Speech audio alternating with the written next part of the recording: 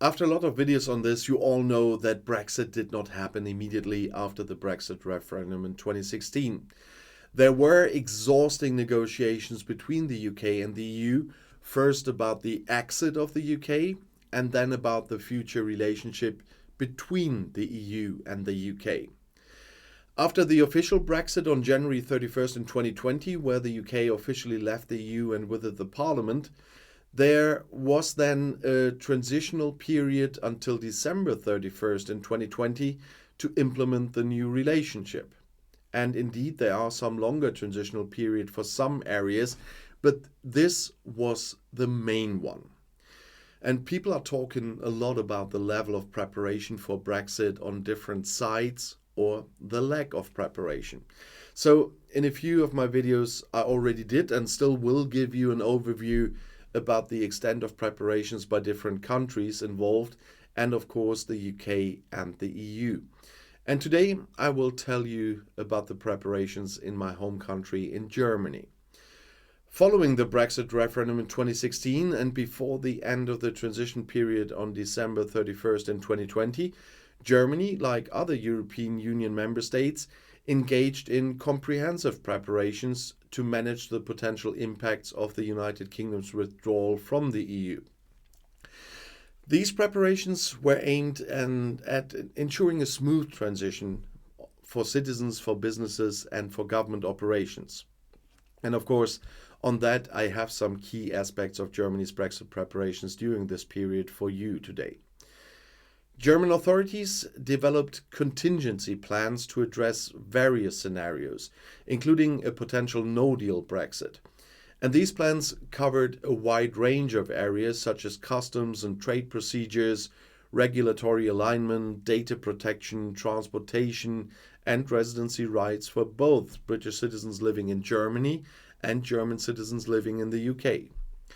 Germany, as a major trading partner with the UK, focused on ensuring minimal disruptions to trade. Authorities worked to establish customs procedures and documentation requirements for goods crossing the new UK-EU border, including procedures for goods transported by land, sea, and air.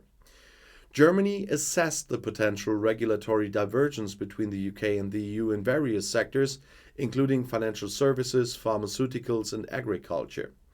The country aimed to ensure that its regulatory framework remained aligned with EU standards, of course, to maintain seamless trade and market access.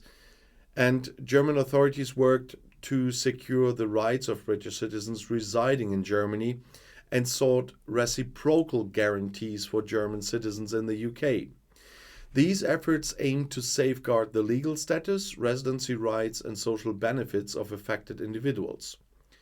Germany, being a financial hub within the EU, assessed the potential impacts on its financial sector as well due to the UK's departure. Authorities worked on measures to mitigate potential disruptions and ensure the stability of financial markets. As data flows between the UK and the EU became subject to new regulations, Germany took steps to ensure that data protection and information sharing between the two entities remained compliant with the EU's General Data Protection Regulation, the GDPR. And Germany prepared for changes in transportation and logistics, particularly regarding border checks and the movement of goods. This included enhancing infrastructure at ports and custom facilities to handle increased border checks. And German authorities engaged in public communication campaigns to inform citizens, businesses, and stakeholders about the potential impacts of Brexit and the necessary steps they should take to prepare for the changes. And throughout this period, Germany collaborated closely with the European Commission and other EU member states to coordinate efforts and ensure a unified approach to Brexit preparations. The goal was to minimize disruptions to trade, travel, and other aspects of the relationship between the UK and the EU member states, including Germany. Before the end of the transition period on December 31st in 2020, Brexit preparations were considered highly important for all affected countries, both within the European Union and the United Kingdom. The transition period began after the UK officially left the EU on January 31st in 2020, as I said, and it allowed time for both parties to negotiate their future relationship and make necessary arrangements.